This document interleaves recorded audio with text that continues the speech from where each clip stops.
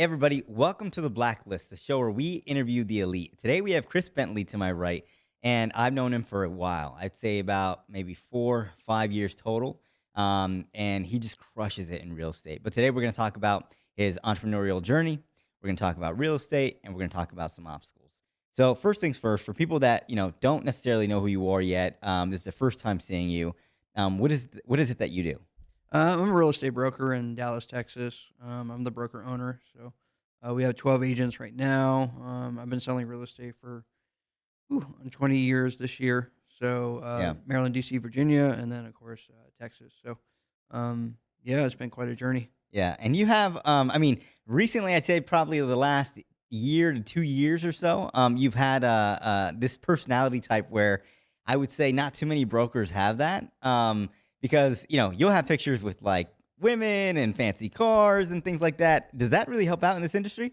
Yeah, I mean, for me, that's like what I'm projecting. That's who I am. So it's just like it's what I am. So like a lot of other real estate agents, like they have a family, they have like a golden retriever, they Yeah, have like that's not who I am. So like I am who I am. So I like to yeah, project that. I like exotic cars. I like Lamborghinis. I like having beautiful women around me. It does turn some people off, especially some ladies that are probably insecure and stuff like that. But it's just that's just kind of what I've kind of aimed at. It's not like an all the time thing, right, but right. it's helped with a lot of like really high listings, like a lot of like $1 million listings that I've gotten because they've been like, "Hey, I saw your YouTube video with you in those cars. Like, tell me more about the cars," because they were, Yeah, fanatics about cars as well. So we had a car conversation. They're like, "Great, like here's my $1 million listing." I'm like, "Cool, thanks." yeah. So it's just not for everyone. Yeah, no, that's what I would assume. It's like it's not for everyone, but you're kind of targeting a demographic that likes that stuff, that can Right. afford that stuff, and because of that, they want you. They want to hire you guys. Is that the case? Yeah, because 'cause they're like, "Oh, like, he knows what it's like to live that particular lifestyle." So it's, not uncommon for me to find people that are like ball players or high net worth individuals that are used to that, and they're like, "Okay, well, like, he knows what it's like, so Yeah. he knows what I'm looking for." Right, right.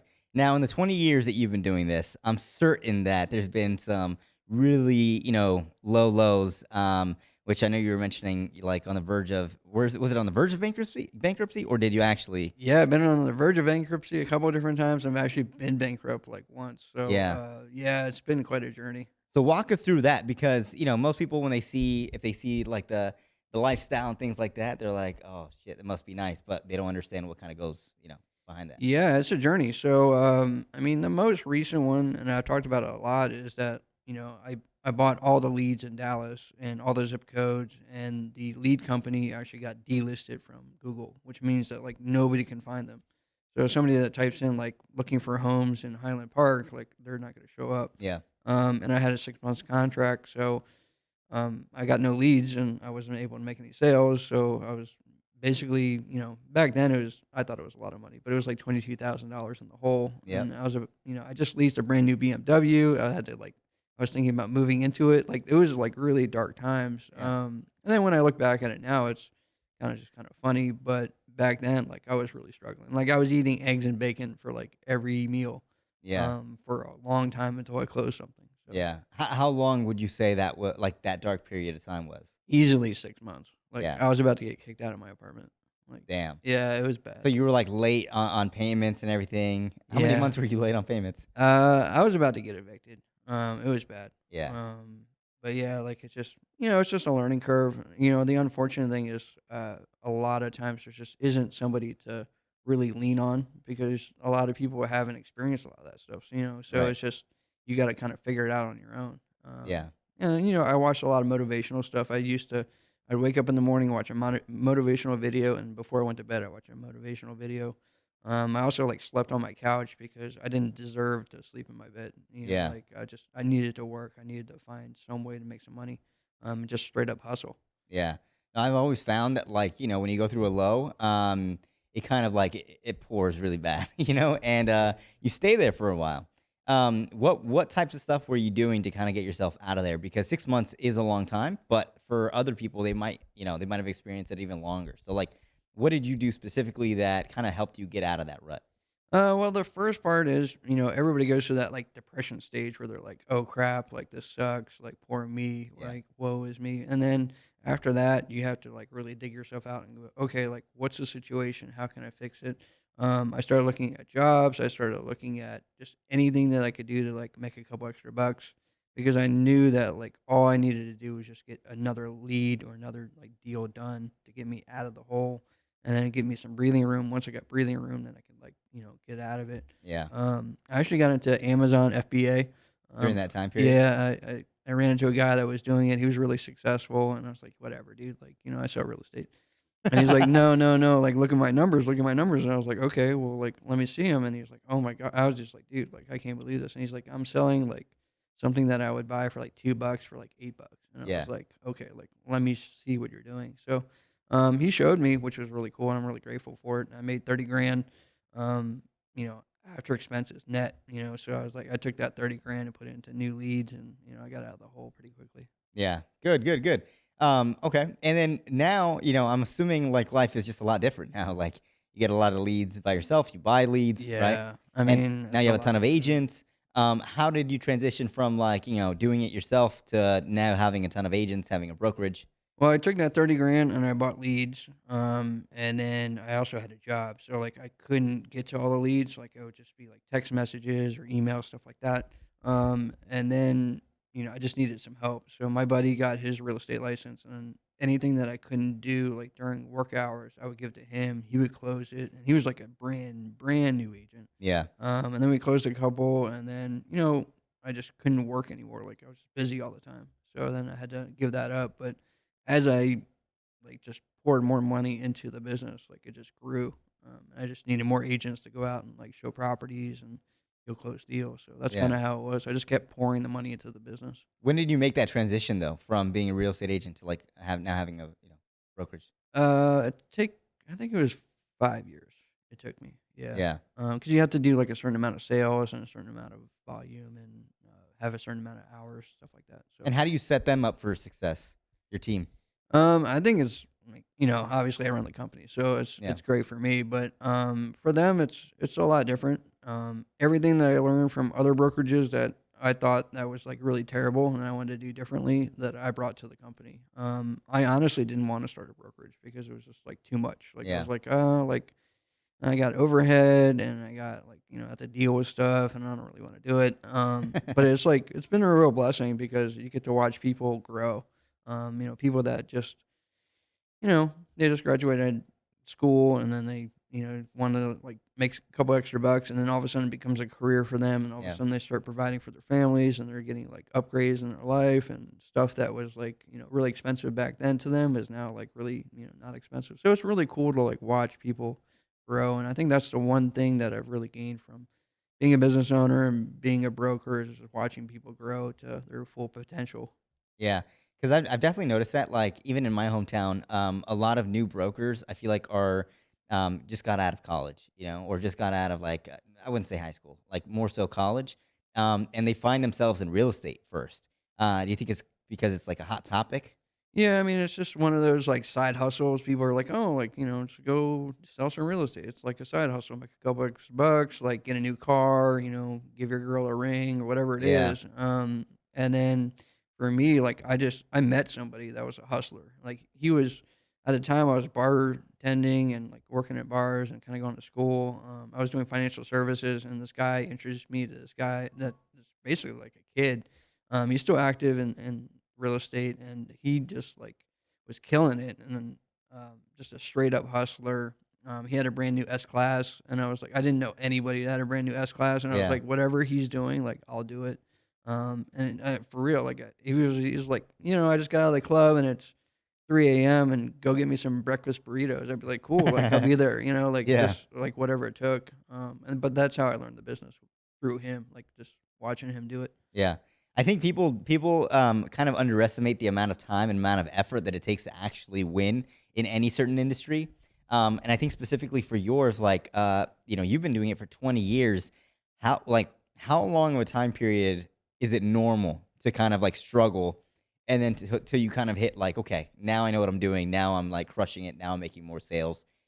Yeah. Yeah, it just takes time. I can't really say. I mean, I've seen some people just get out the gate and they just know people that are, you know, living in that particular high end lifestyle. They just have a lot of connections and they just go crush it. And I've seen people like myself where like they'll move to Dallas, know like one or two people, and then have to build like all the way from the bottom up. Yeah. I mean, I started doing networking events and I'd be out every single night just meeting people, because I didn't have money for leads, so that was my only gear was Yeah. going out and meeting people, and then I had to take whatever I could. So like my first deal was a $68,000 foreclosure in Damn. Dallas. So Yeah. like I've come a long, long way. Yeah. No, for sure. What's the difference between those smaller ones and those bigger deals? Like, how do you end up getting those the bigger listings? It's difficult. I mean, bigger listings means that you got to have, obviously a track record of selling that kind of stuff and that range of price. Outside of that, it's going to be, who you know and how you act. Yeah. That's the biggest thing. So like if you show up in, a Toyota Prius and you're going to sell like $1 million home, like chances are that person's not going to be able to relate to you as a agent. Yeah. But it's a struggle going all the way up. I mean, it's just that's how it is. But some people, like I said, just are really blessed that they're in that particular circle, Yep. and they can just they have contacts that'll give them $1 million deal. So Yeah. it's different. Yeah. Because correct me if I'm wrong, but as a you're essentially like a representative for that listing, but you also have to find people in that same type of level that can afford that type of home. You know? Yeah, it's pretty difficult. Like you got to know people. Yeah. A lot of business for high end homes gets sold like off market, so it's always usually somebody that like or like have a contact with, and then they're like, hey, like I want to buy that home, and you So usually it end won't up. even hit the like it won't even hit the like the market. Yeah, it Like won't even hit MLS. It's kinda like, yeah.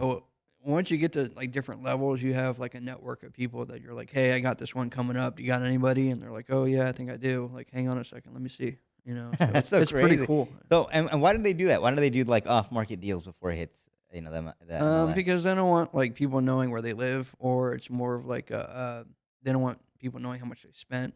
Yeah, So that's true. I've dealt with both, where Yeah. they don't want people knowing where they live. They're very private, or they're a very like public personality. And then the second thing is they don't want to know how much they pay for the. Yeah. So yeah.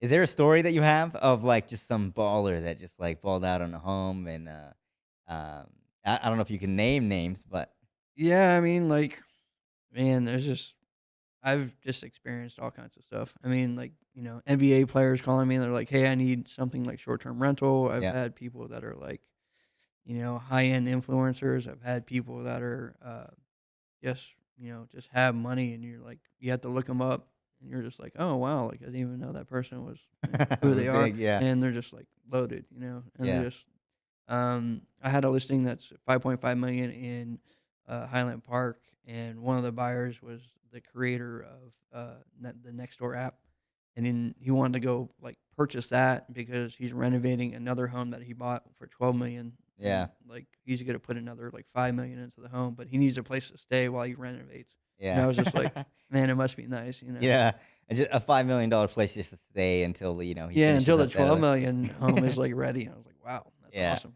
No, that's badass. Well, what are some obstacles that, newer agents will kind of, will have, and then how do they end up solving them?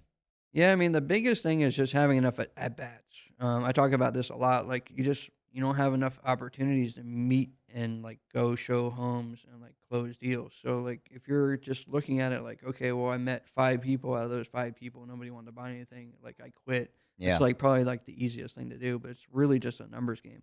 yeah, And then of course, like having a mentor to like really show you the ropes is really like how it's done, because I see, like, really, like, a lot of mistakes, and especially with, like, my newer agents, and, like, it's just very small stuff that could be corrected and then just go to the next level. yeah, And but they then don't realize it. They're not realizing like, hey, it's a small mistake. yeah, they don't, and I'm like, one of my guys just, he started with me, and he's like, "I've been showing homes, and, like, I'm not getting any bites." I was like, "Alright, well, let's do an appointment, pretend like I'm the actual client, Yep. and, like, show it to me." And then he did.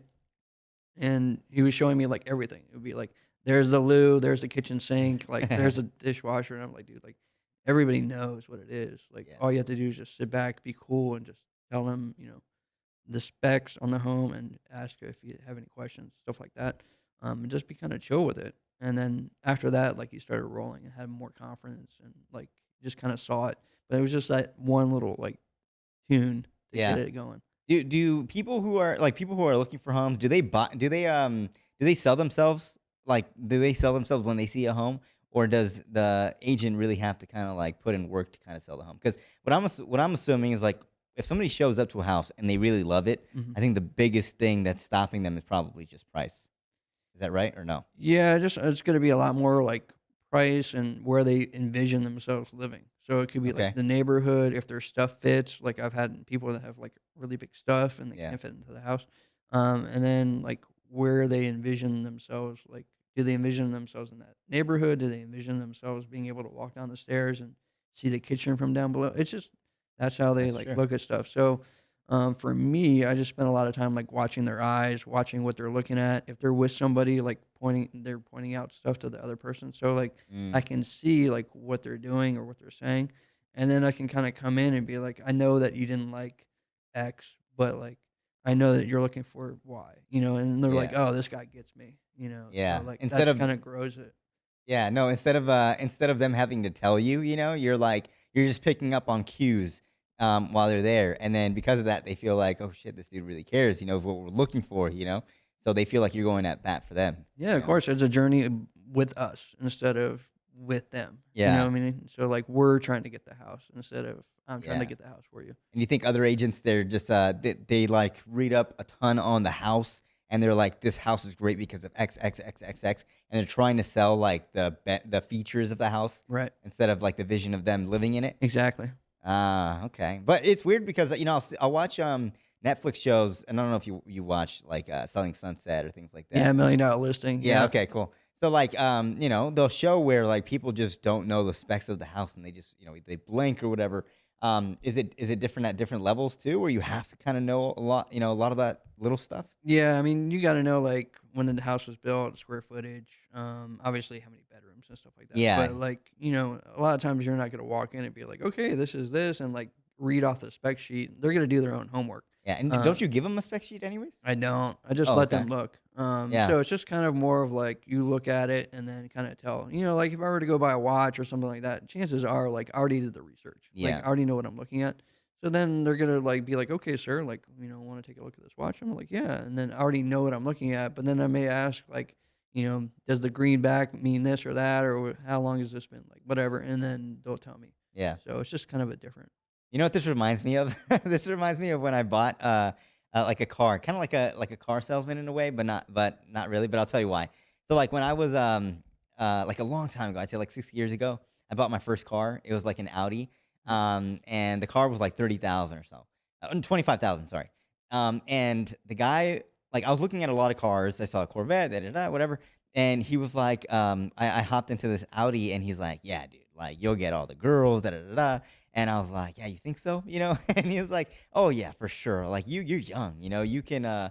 He basically sold me on the idea Uh-huh. that if I got that car, I was gonna have multiple women in that car. It's- And I didn't have any women in that fucking car, so I sold that shit. But basically, like, yeah, there when you're selling a house, I can see that you're selling the vision of them living there. Yeah. Like, imagine your kids, playing here. Da, da, da. You have if people like barbecuing, they're looking for a sick ass patio Mm-hmm. section, maybe. You Be like, know, yeah, invite your friends over, entertain. You can have some people over the summer before it gets too hot. Like you can have, whatever. You have a great looking pool. Like invite me over. Like yeah. whatever. So people really like that. Like you're like this is great. Like I think this would be a great fit for you. And a good real estate agent or a good broker, they keep their leads for a long time, Yeah. right? Because I've known people that will like sell a home to someone, and then they'll sell that home for them again, and then they'll buy them another one, and they'll continue doing it. So Yeah. like the lifetime value of that customer is like really long. I'm assuming. Yeah, it's a trust thing. It's just a matter of like keeping it in front of them though. So like if I Okay. sell you a home and then I'm like, peace out, man, like have Yep. a great one, and then I never see you again, like chances Yep. are you'll find somebody else. I mean, it's just so competitive. Yeah. So how do you stay kind of in front of them? How do you? Yeah, because there's a There's a lot of lot of leads. different things. I don't want to go too much into my marketing, but like Yeah. there's a lot of things that you can do, but you definitely need to stay in front of them. Like people are going to leave at some point or they're going to use somebody else just Yep. because, their family member gets a license or something like that. But outside of that, if you're good and and people know that you're good, they'll stick with you. How do you see, and this is going more into the future, but how do you see AI kind of playing into real estate now? Because AI is a very hot topic at the moment. Have you used it yet? Do you plan on using it? I haven't used it yet. One of my agents was like really hot on it, and I had to do some more research on it. But yeah, I think it's going to change, just like anything else. I mean, it's just I've just seen the industry as a whole. Just as soon as the internet hit, like everything kind of changed. Like Yeah, Zillow, Trulia, it's more geared towards the consumer now than it was previously, where we held all the listings. Like it's just right. more like people can do their own research. They can do whatever they want to do. And I think that's going to get, even more tighter in terms of just availability. I mean, I think at some point, people can just click a button and buy a house. Yeah, I just think that's it's gonna be at some crazy. point, Yeah. it's just, but like, that's just the internet. I mean, the internet's squeezing everybody. Yeah, yeah. And then, and the reason I'm asking is because there was a point in time where people were kind of thinking that crypto would replace like title companies. Because, and I'm not too That would familiar be in the, like blockchain. Yeah. yeah, yeah. So it's like, because title companies, they're like, what's their role? They're basically like the legal party in between both. Yeah. Uh huh.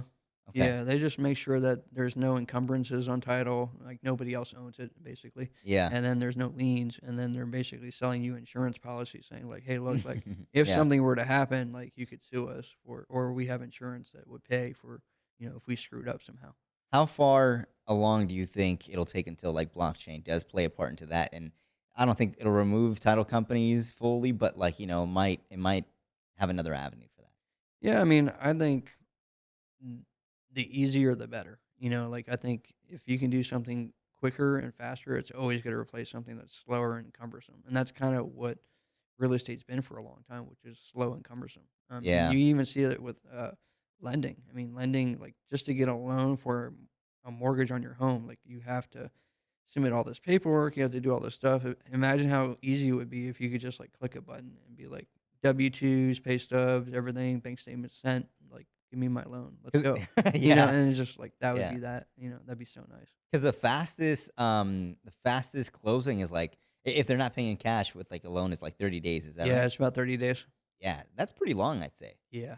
to get your home, like you're ready and it's You like, go through appraisal, and then yeah, especially if it's like a new build, like you have to build it from the ground up. So a lot of people get cold feet. It's like 6 months to 8 months to get something built. damn. People get like cold feet. They're like, well, or their job will change, or like Yep. their status will change. So like just different. So you have to coach people like, hey, like don't Yeah. don't cancel the deal. Like it's a good deal. Don't buy a new car. Don't fuck up your credit. Yeah, like Like, don't go to Nebraska Furniture Mart and buy a bunch of different like furniture to furnish your house that you're not I, moved into yet. Like yep. just stuff like that. I made that mistake. I've seen it all, man. I've moved into the house that I was supposed to buy, and then at the end not end up buying it Oh, wow. because it had some issues with the IRS. Oh, wow. So yeah, it's rough. And I had a new agent, so yeah, anyways, I fucked up there. But yeah, like it's very important to have someone that's knowledgeable, that knows what they're doing and makes that experience like very smooth cuz buying a home or anything like that of that caliber is not a Yeah, it's easy purchase. stressful. Yeah. Yeah. Yeah. Talking about hundreds of thousands of dollars, so, Exactly. like, yeah, it's a lot. Yeah. Okay. And how do you see yourself or where do you see yourself and the company in the future? We're growing. I'm looking for new agents that are closers, Yeah. like, so I've been actively searching, doing as much as I can to get out and spread the word on the name, of the company and just kinda who we are, what we do. It's been great. I've had a lot of great feedback. It's just, I'm competing against really big companies, Yeah. and companies that have been around for a long time and spend a lot of money on advertising. So, I'm just a small company trying to do something big, but we're getting there. Like, Do you plan on staying in Dallas? yeah, I'm gonna be there for a while. I've looked at a couple different, locations for, going and expanding, but I'm not quite there yet. But I will one day. Yeah. Yeah. Yeah. And why Dallas specifically? Is it just where you grew up? Well, actually, like I moved down there. I chased a girl down there. So, and then I loved it. I'm still there. I mean, the people are really nice. Low cost of living. I Yep. mean, everybody's relocating there, which is great for business. So You it's get like, great houses there, dude. yeah, I mean, stuff that, that would be, Maryland, DC, Virginia would be like millions, and I'm selling it for 450, seven Yeah. fifty. It's just like it's crazy. I know. I've seen it. Like, cause I was also trying to like move over there and kind of trying to convince my girl, but like I don't know. We have family here, so obviously she Right. doesn't want to move. But yeah, Dallas is like you can get mansions, dude, for like half the price that you would anywhere else. Yeah. You know. So California buyers come all the time, and they're like, "Dude, I could buy this house, and I could buy the one next door." And yeah, I'm like, "Okay, well, I'll write up the offer." yeah. Like not a big deal. Because cost of living over there is fucking high. You know, Yeah. and they get diddly squat. They Tax, get shit and they like get oh taxes, taxes. and Yeah. then there's no electricity sometimes. Yeah, I mean, I read a lot of stuff about them. Yeah. Yeah. Well, thank you so much for being on the show. Is there one piece of advice that you would give to a new agent and a professional agent that's looking to grow? Yeah, I mean, a new agent would be obviously set up, find a mentor, like, obviously try to get some leads. That would be like the first thing. For somebody that's experienced, it's just expanding your brand is the biggest thing. I mean, Yeah. people are going to look to see like who you are. And then from that, they're going to judge whether they're going to give you business or not. And Yeah. that's the biggest thing. And that's what's really helped me the last couple of years was just really expanding my brand and like getting out there. And if you Google my name, you'll see like everything that I've done. And people get impressed about that. Yeah. Where can people find you? Pretty easy. Chris D. Bentley on Instagram, LinkedIn, Chris D. Bentley, Facebook. But the easiest thing is just go to bentleyfineproperties.com. From there, you can probably see me everywhere. But yeah, our YouTube channel is actually really, really like going strong. Like anywhere from like 10,000 to 15,000 views. Nice. So yeah, it's pretty cool. Well, cool, dude. Thank you so much for being on the show. Yeah, thank you for having me. I'm really excited, and thank you for having me. Just be here. I mean, it's awesome. Vegas in the studio. Yeah. It's Vegas. awesome. Cool. Perfect. Let's take a couple pictures.